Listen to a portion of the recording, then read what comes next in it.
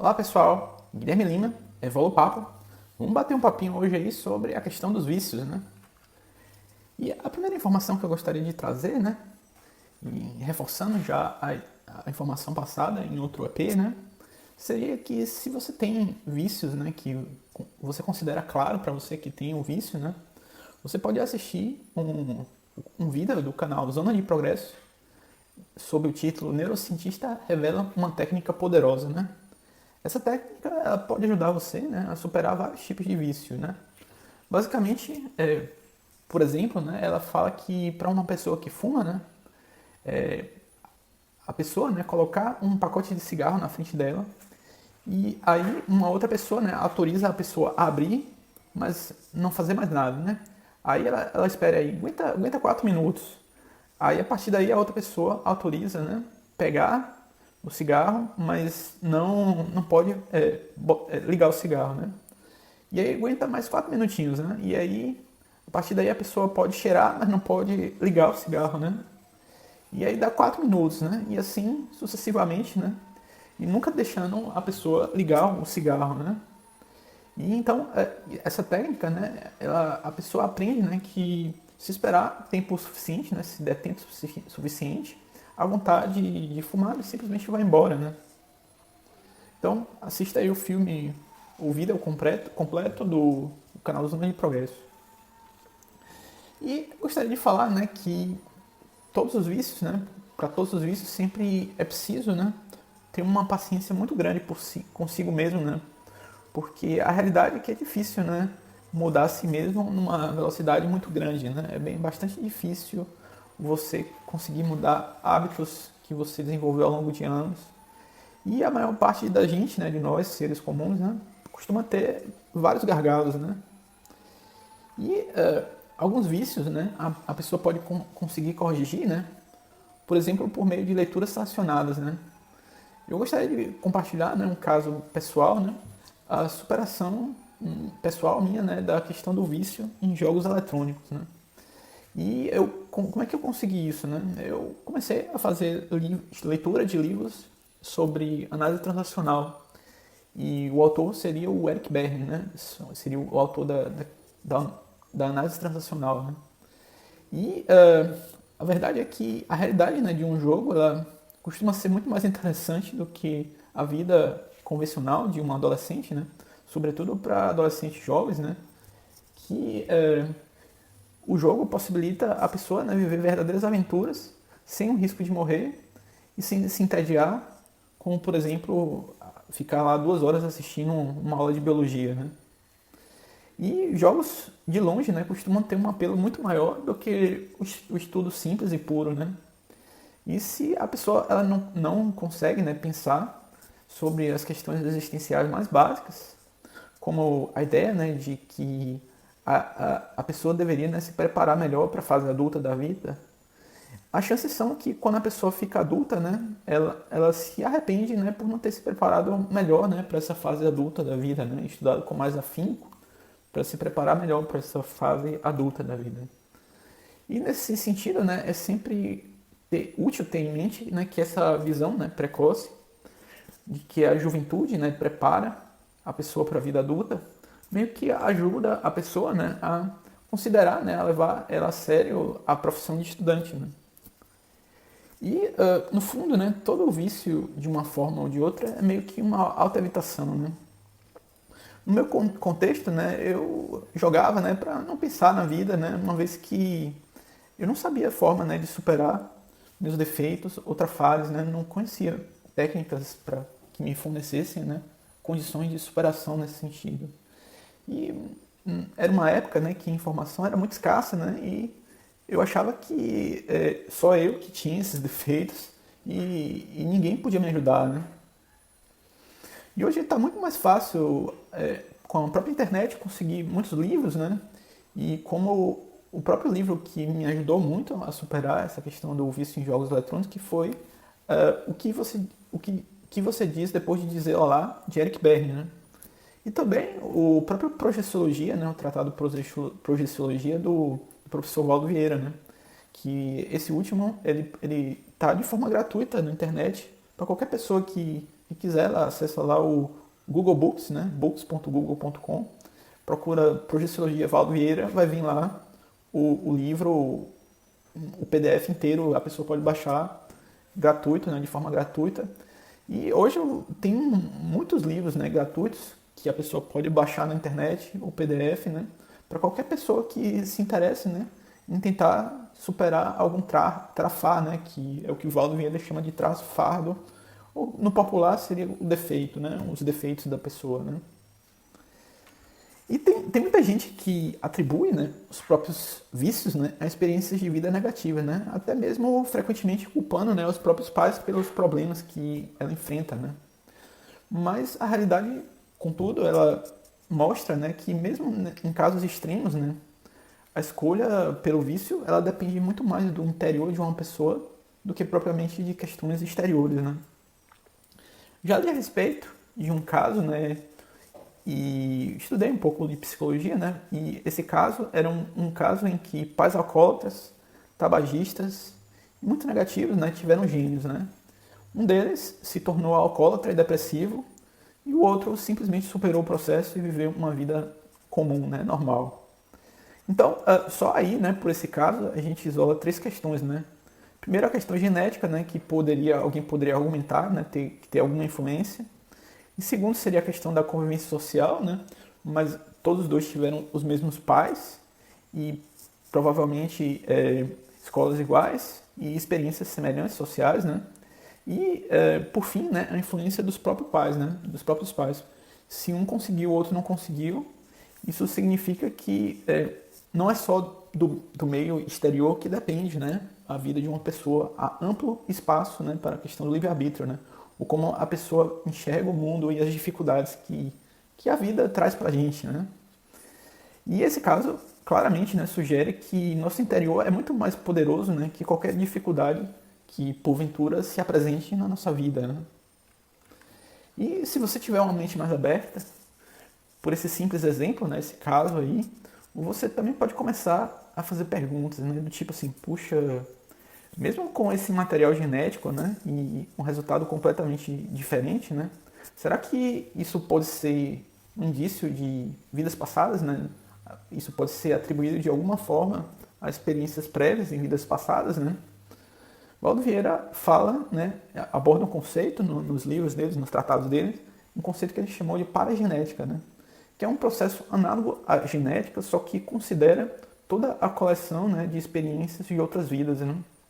Nesse sentido, o Valdo Vieira, né, ele aponta que mesmo com genética igual dos gêmeos, né, a paragenética ela é sempre diferente, né, é sempre uma consciência singular que reencarna e, portanto, a paragenética dela é diferente, né. E nesse sentido, né, essa ideia, essa questão da paragenética também, e existe, né, através dessa ideia, a possibilidade, né, de que uma pessoa traga hábitos e vícios, né, de outras vidas, e na medida que a gente vai consolidando, né, nossa existência no presente, essas características de outras vidas, né, podem voltar, né, com toda a força, né. E Vieira também propõe, né, um conceito interessante de que nós nascemos, né, e em função do restringimento físico, né, a pessoa ela precisa, né, recuperar o que ele chamou de cons, né? Cons seria uma unidade hipotética de lucidez, né? Então, não tem metro, né, para medir o comprimento, ou litro para medir volume, né? A hipótese, né, que Valdo traz, né, é que existiria também uma unidade capaz, né, de medir a lucidez de uma consciência, né? Nesse sentido, quando a gente vai crescendo e amadurecendo, a gente vai recuperando esses cons, né? E também existe, né? Eu concordo, né, que existe uma pressão muito grande do meio, né, para moldar comportamentos que às vezes a pessoa isoladamente não faria exatamente da mesma forma, né? E eu tomo como isso, né, como exemplo, na minha própria época de adolescente e jovem adulto, né, havia meio que uma pressão muito grande, né, para a pessoa fazer o consumo, né, de bebidas alcoólicas, né. Quase todos os eventos, né, de socialização envolviam de alguma forma o consumo de álcool, né. E eu digo, eu me sentia um alien, viu? Eu era o alien perto das pessoas porque eu não gostava de álcool, mas em algum sentido me via obrigado a consumir álcool, né, para me socializar, né. Só depois de bastante tempo, né, quando eu estudei mais a fundo o livro Síndrome de Estrangeiro, da professora Malu Balona, eu consegui superar um pouco adequadamente essa condição, né? E eu meio que me identifiquei no livro, né, como se eu fosse um alien, né, que não achasse, né, no mundo exterior nada que é, representasse aquilo que eu gostava, defendia.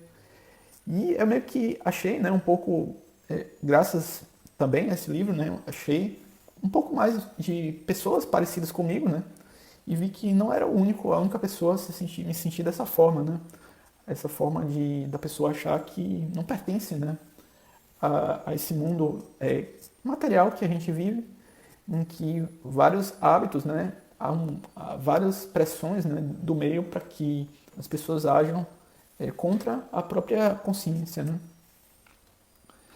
E há também, né, alguns elementos, né, de similaridade, né, entre mim e boa parte das pessoas, né, que se identificam com o grupo da Conscienciologia, no sentido de ser meio que da pessoa ser vacinada, né, contra o vício, né, do álcool e do cigarro, principalmente, né.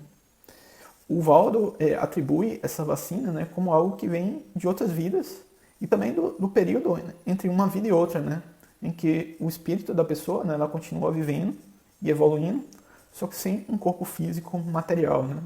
Seria uma pessoa que aprende, né, que aquilo não vai ser positivo para a existência dela, né. E ainda sobre essa questão do álcool, né, eu acredito fortemente que nenhuma pessoa menor de idade, né, ela deveria ter acesso fácil, né, à compra de álcool, né. Aqui no Brasil era algo extremamente corriqueiro, né, lá na década de 90, né. Para um jovem era muito mais fácil se tornar viciado, né, no álcool do que quando a pessoa ingressa, né, na fase adulta. E não só o álcool, também como o cigarro, né, ou outras drogas até, né. E ainda há, né, um grande problema que há um grande problema, né, pro feto, né, quando a mãe ela é uma pessoa alcoólatra ou tem vício em cigarro, né. No caso, o tabagismo, por exemplo, né, desde o dia zero, né, que vai do fertilização, né, para a formação do bebê, e essa criança vai sendo submetida às mesmas substâncias que a mãe tá consumindo, né, tá botando para dentro do organismo dela, e isso vai tornar, né, a criança com uma propensão muito maior, né, aos vícios, né. Ainda sobre vícios, né, tem uma recordação que na época de escola, né, também me recordo, né, que em determinado momento, né, eu me viciei em chiclete, né, muito em função do meio, né. A pessoa que chupava chicletes era basicamente uma pessoa descolada, né, e também era um status, né, porque a pessoa poderia oferecer, né, a outras pessoas e com isso ser mais reconhecido, né, socialmente. Depois de um tempo eu superei, né, meio que superei, acho que superei essa questão, muito pela compreensão, né, de que não é lá um hábito muito saudável, né. E eu gostaria de abordar agora 2 ciclos finais, né. O primeiro ciclo é um ciclo que eu considero, né, um ciclo de impaciência, né, com a mudança, e ele tem, né, 7 passos, né. O primeiro passo seria justamente a vontade de mudar, né.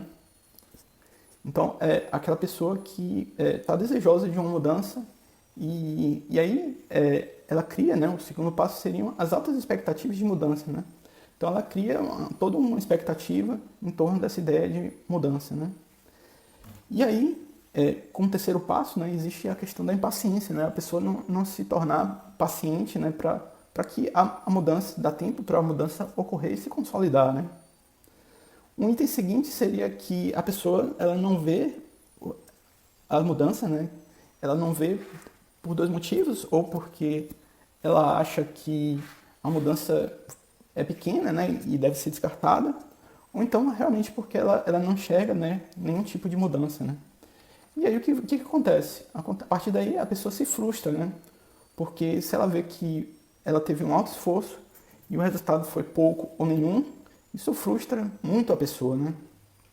Então, aí, né, a pessoa começa a se sentir culpada, né, a autoculpa, né, aquela fase de, pô, eu devia tentar com mais afinco. E aí a fase seguinte seria a necessidade da pessoa se autodesculpar com ela mesma, né? Seria a pessoa que, eu não evoluí porque isso aconteceu, né? Eu não mudei porque isso aconteceu. E aí, o último ciclo, né? A pessoa tem uma vontade de mudar maior e ainda assim não consegue mudar, né? Então, eu gostaria de introduzir, né, para finalizar um pouco esse EP, né, a questão do ciclo da remissão, né? Como é que ocorre, né, a remissão, né, de um vício, né? Sobretudo um vício arraigado, né? A primeira parte, né, seria identificar esse vício, né? Em que consiste bem esse vício, né? Em segundo lugar, seria compreender racionalmente o que é esse vício, né? É a pessoa procurar informação, né, e sair caçando, né? O que causa, né, esse vício, né? E aí vem a ideia, né, de pesquisar e compreender, né, para que a pessoa saia desse vício, né?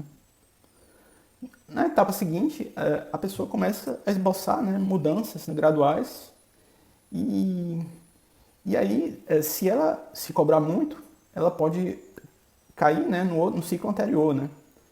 E aí vem uma parte importante que eu considero que seria baixar as próprias expectativas, né? Não colocar metas tão altas que depois você vai se frustrar, né? E um sexto passo seria dar tempo ao tempo, né? Para que um novo hábito seja consolidado, né?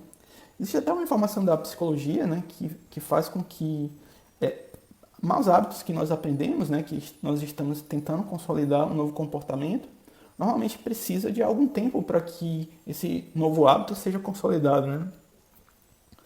Então, um passo seguinte seria a questão da pessoa fazer um balanço das mudanças, né? Quais as mudanças, né, que eu consegui desde o início, né, desse ciclo de remissão, né? E, por último lugar, seria realmente a pessoa se aperfeiçoar, fazer suas reformas íntimas e desenvolver os seus traços força ou trafores, ou ainda a qualidade, virtude. Chegamos ao fim desse episódio. Gostaria de fazer duas indicações na arte, né? O primeiro seria Kids, o filme Kids, de 1995. E é um filme bacaninha para você mostrar, né, para adolescentes, no sentido para que eles aprendam, né, através do exemplo, né? E aborda, sobretudo, a questão do sexo sem proteção, né? E contra a questão das doenças sexualmente transmissíveis, né? O filme é trágico, né? Mas conversando, né, com adolescente e tal, talvez sirva, né, como alguma forma de aprendizado, né, sem precisar viver o drama em si. E uma outra indicação seria Aos 13, um filme de 2003, né? É um filme que aborda claramente, né, o processo de más influências, né? De como más influências podem alterar, né, a vida de uma pessoa, sobretudo um adolescente, né, que está começando sua vida social. E é isso aí que eu tinha para dizer hoje, pessoal. Se você gostou, dá o seu like aí. Se você quiser ajudar no canal, compartilha. E se você tiver algo a comentar, deixa aí embaixo.